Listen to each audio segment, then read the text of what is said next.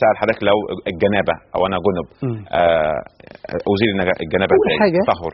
اول شيء ان يزيل مكان الاذى اللي هو الاستنجاء، وبعدين يتمم اعضاء الوضوء يعني يتوضا، وبعدين يغسل رأسه 3 ويدلك، وبعدين يعمم جسده بالماء. هم 5 حاجات. الاولى فيهم النية اللي هو نية رفع الحدث الاكبر. بعد ما ياخد النية، هو اكيد طبعا النية دي حاجة ثابتة موجودة. بعد النية دي لازم تبقى محلها القلب ولا ينفع يقول لازم يقولها؟ لا، محلها القلب، مش محتاج ان هو يقول. يبقى هيدخل الحمام، اول حاجة ازالة مكان الاذى وهو الاستنجاء، بعد كده يتمم اعضاء الوضوء، يتوضا وضوء كامل، بعدين يغسل راسه 3 ويدلكها. والمرأة بالنسبة للمرأة ليس لها ان تفك ضفائرها، ان كانت عندها ضفائر لا تفك ضفائرها، انما المرأة تفك ضفائرها اذا كانت حائض وهي تغتسل من الحيض، يشترط هنا ان تفك الضفائر. اما في الجنابة فلا يشترط عليها ان تفك الضفائر بتاعتها. وبعد كده يعمم جميع الجسد بالماء. اليمين الاول يبتدي بالشق الأيمن، مش مهم. ليس شرطا، هذه يعني دي فيها متسع في الفقه، ولكن المهم تعميم الجسد بالماء كما جاء في نص الآية: وإن كنتم جنبا فاطهروا. وربنا بين موضوع الغسل بهذه الكيفية، هي لو واحد نزل في البحر وطلع خلاص هذا يعتبر انه مغتسل، ولكن اشترط فيه النية، ان ينوي بهذا الغطس اللي هو عمله وطلع ده اللي هو نية رفع الحدث الأكبر اللي هي الجنابة. نعم. طيب في ناس يعني لو ايه سقط من دول يبقى هو لسه جنوب. لو ايه اللي سقط من اللي حضرتك قلته من ال5 حاجات دول؟ يعني لو ما نواش هو داخل ان هو سقطت النية هو بيستحمى عادي. لو سقطت النية خلاص يبقى يفضل جنوب. يفضل جنوب مع حتى رغم استحمامه. ما هو استحمى، هو داخل استحمى بصابون وبتاعه خلاص، ما اسموش غسل. انما الغسل ماء طاهر بلا صابون. طيب حاجه ثاني، لازم يتوضا. افرض نسي ان هو الميه خلاص هو لا بأس. شوف، لو انا قلت في الاخر كده قلت لو واحد نزل غطس كده في الميه في البحر وطلع، بس كانت تسبقها النية انه هو داخل بالنية دي، دخل بنية رفع الحدث ونزل في البحر وطلع خلاص صحت هذا صح. تمام. برضه في سؤال ناس كتير بتساله، لو حصل انه كان جماع في ليل رمضان، نعم، فنوى الصيام جاي الفجر عليه ودخل في اليوم عادي جدا صيامه كامل ويغتسل او يعني اذا نام ولم يستيقظ حتى اذان الفجر ولم يستيقظ الا في الصباح فله ان يغتسل فورا وصيامه صحيح. تمام. القراءة في المصحف هل تستوجب؟ القراءة في المصحف لها امرين. نعم. اما ان يكون القراءة للتعبد، وهنا يستلزم ان يكون الانسان على طهارة وان يكون متوضئا. خلاص. الامر الثاني ان تكون القراءه للتعليم والتعلم، او في مواصلات او في عربيه او في اتوبيس او في حاجه وهو بيعمل الكلام ده كله. وعلى هذا فانه يستلزم ان يكون طاهرا من الجنابه الكبرى، يعني ما يبقاش عنده جنابه من الحدث الاكبر، لكن ممكن لو هو يعني منتقض وضوءه يجوز له ان يقرا اذا كانت القراءه بهدف التعليم او التعلم، او ان واحد ماشي في عربيه او في حفظ او في يعني بيقرا في المواصلات، لا برضه في رمضان عادي، لا باس كل ذلك لا باس فيه. الشرط ان يكون طاهرا من الجنابة. لكن إذا كانت القراءة المقصود بها التعبد بهذه القراءة كمن يختم القرآن في رمضان فيشترط اللي هو بنية إنه يختم القرآن ده لازم يتوضأ. النساء في بيوتهم طبعا في المسجد معروفة ما فيش خروج أصلا من البيت، إحنا بنتكلم الشرع بالحجاب مثلا. لكن لو هي في بيتها ينفع لازم تبقى قاعدة يعني لابسه الطرحه او يعني متحجبه وهي قاعده وهي بتقرا قران؟ اذا كانت القراءه للتعبد ايضا فينبغي ان تكون على حجاب وان تكون على وضوء، وان يكون الانسان يستحب ان يكون مستقبل القبله، لان الملائكه تحضر، والملائكه لا تحضر في امراه تكشف عورتها والشعر من العوره. تمام. يبقى احنا نعمل القصه دي. طب لو واحده بقى ست كبيره في السن، ربنا قال: والقواعد من النساء اللاتي لا يرجون نكاحا فليس عليهن جناح ان يضعن ثيابهن غير متبرجات بزينه، فجاز لكبيره السن ان تقرا بعض رجلها ظاهر وبعض صدرها، جاز لها ذلك لانها من القواعد. انما الثانيه لسه شابه فخلاص يبقى لابد ان تحافظ على هذا على هذا النطاق يعني. تمام. ام كريم بقى حللها مشكلتها. هي متجوزه معاها ولد وبنت، كانت متجوزه يعني لا متجوزه واحد تاني دلوقتي. المهم الولد والبنت، الراجل اتجوز هو رخر ابو العيال ومراته مش طايقه الولد وهي جوزها رخر مش طايق الولد. تعمل ايه في ابنها؟ الحقيقه بالنسبه لها لا اثم عليها فيما اختارت. هي اختارت ان تتجوز، لا اثم عليها في هذا حق شرعي ما حدش يقدر يتكلم فيه.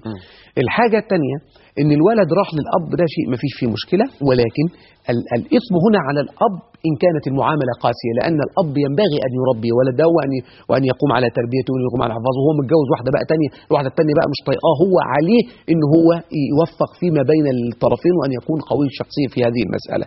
فانا عايز اطمنك يا ام كريم، انت لا اثم عليك فيما فعلت ولا ضرر عليك فيما فعلت في شيء انك انت اتجوزتي ولا كذا وانه خد الولد بحكم القانون او ما الى خلافه، لا عليك شيء من هذا على الاطلاق، انما الاثم يقع على الاب في حال التقصير في هذا الابن، ولكن الزمي الدعاء لولدك ولزوجك ولمطلقك لعل الله ان يهدي الجميع. لكن هي كفالة الولد بالاساس على الوالد، على الاب. على الاب، هو هي معلش. طيب الاب جرى له حاجه لا قدر الله، حصل حاجه يعني دلوقتي هو مش عايز، لكن حتى توفي يرجع للام. لا يروح في سكه عيله الاب ولا في عيله الام؟ المفروض يروح في عيله الاب. في عيله الاب عشان هو ده عصب وله عصبات، هتبقى دي عمته محرم عليه وهتبقى دي كذا وهكذا، يعني يروح في عيله الاب في العصبات. لكن احنا المفروض ان القانون ينظر الى هذه النظره، نظره المصلحه العامه، يعني ينظر المصلحه العامه تكون فين. طبعا القانون في هذه المساله احيانا قد يخالف الشرع بان هو يحط الولد عند امه مثلا بيبقى عنده 15 سنه وبعد كده بالاختيار بتاع هذا كلام. يعني المفروض يبقى المساله مش واحده طلعت في مجلس الشعب تقول كلمتين بقين كده فيروح على طول يصدر قانون والدنيا وتضر ناس كثيرين جدا. احيانا يكون الاب مقصر. لا وضح انت عايز تقول ايه يعني. عايز اقول ان في حد كان الاول فيه قانون. لا يعني ايه الماده اللي مش عاجباك يعني؟ الماده اللي بتاعت المفروض كان الابن الذكر يقعد مع الام المطلقه لما يبقى عنده 6 سنين، واول ما يدخل الدراسه يلحق بابوه. النهارده طلعت واحده عضو في مجلس الشعب راحت عملت لنا طلب، والحمد لله ربنا سبحانه وتعالى قصفها من المجلس، فراحت عملت الكلام ده، راحت اداها 15 سنه للولد. 15 سنه ابني لما يرجع بعد 15 سنه ازاي يتاقلم مع اخواته التانيين اللي من ام ثانيه؟ ازاي هيتاقلم مع الاب؟ ازاي الصح ايه؟ الدين ما يقولش كده، الدين يقول ان الولايه للاب. الولاية للأب. فإذا كان الأب رجل قاصر أو رجل مجنون أو مريض أو لا يؤتمن عليه فالولاية تنتقل إلى أبو الأب أو إلى العصبات. لكن أنا عايز أقول إذا كان الأب مش كويس والأم احتضنته فالمحكمة تدي للأم، ما في مشكلة. إذا كانت الأم مش كويسة الأب احتضنه فلا بأس. إذا كان هناك معين بيبقى في حضانة الأم على طول لغاية 6 سنين. ما احنا قلنا لغاية 6 سنين. أيوة المفروض ترجع، ما تجيش بقى حد يقول لك لا خليها لغاية كذا. كانت الهدف من وراء هذا الكلام نصرة المرأة والمحافظة على طب خلاص اهو خدوا الاولاد، ايه اللي حل؟ ما فيش حل في هذه المساله. طيب ناخد اخر اتصال. استاذ احمد، السلام عليكم يا استاذ احمد. عليكم السلام ورحمه الله. اتفضل يا فندم. اتفضل. عليكم السلام ورحمه الله. السلام عليكم. اهلا بك. اتفضل. سمحت انا عندي سؤال بس. تحت امرك اتفضل. عندي احضار النيه. استحضار النيه. احضار النيه في الصيام. يعني انا لو اخطات خطا معين يعني وانا عارف ذنبي على الخطا دوت يعني لا انا مش فاهم. اتكلم براحتك، يعني قول ايه اللي حصل. يعني هو اللي حصل ان انا عندي حق، يعني ارتكبت معصيه معينه وما قدرتش يعني، وعارف يعني ان هتبطل صيامي وعملتها برضه، فهل صيامك باطل ولا لا يعني؟ يعني هل الصيام يعني الصيام يبطل؟ انت تقدر تقول لي المعصيه هي ولا كبيره من الكبائر ولا عادي؟ يعني هي تعتبر كبيره من الكبائر. في الصيام. يعني في الصيام يعني انا على بس يعني ابوس ايدك تقول عشان الوقت خلاص. عشان الوقت. يعني انت عملت كبيره من الكبائر، هل صيامك بتتكلم بقى في الصيام؟ هي يعني حدث. طيب نتكلم احنا. اشكرك. نمشي بس بالترتيب الاول. اختنا سهام من استراليا بتسال حضرتك على موضوع التاكسي. هي اشترت تاكسي. الإدارة بتاعت التاكسي لها نسبة في الإدارة. فإذا كان الاتفاق ابتداء أن هو هياخد نسبة في الإدارة، يعني للإدارة هياخد نسبة معينة، فله أن يأخذ هذه النسبة كانت من الأول. لكن إذا لم يكن في الاتفاق أن يأخذ نسبة في الإدارة، وأنا سمعتها بتقول أن هو عمل الموضوع ده يعني كجدعنة أو واقف جنبها أو حاجة من هذا القبيل، وعند ذلك لا يجوز له أن يأخذ من ثمن هذه السيارة شيئا. على اعتبار انه كان بيقدم خدمه من الاول. هو قال من الاول، ما قالش من الاول كده. لكن انا عايز اقول لها، لكن ده مش لا يصادف عرفا حتى. لا يصادف. لا عرفا كان هيقول لها انا هدير واخد 10%، انما هو ما قالش. يلزمها بقى حاجه انا عايز انصحها ان هي برضه تسيب له حاجه في 14,000 فرق، ممكن تسيب له 4 أو 5 أو كلام من هذا القبيل. نعم، ليس ذلك بالوجوب عليها. مش واجب عليها. لا. لكن ممكن تديله هي حاجه عشان حق الاداره 4,000 5,000 حاجه كده يعني. تمام من ال20.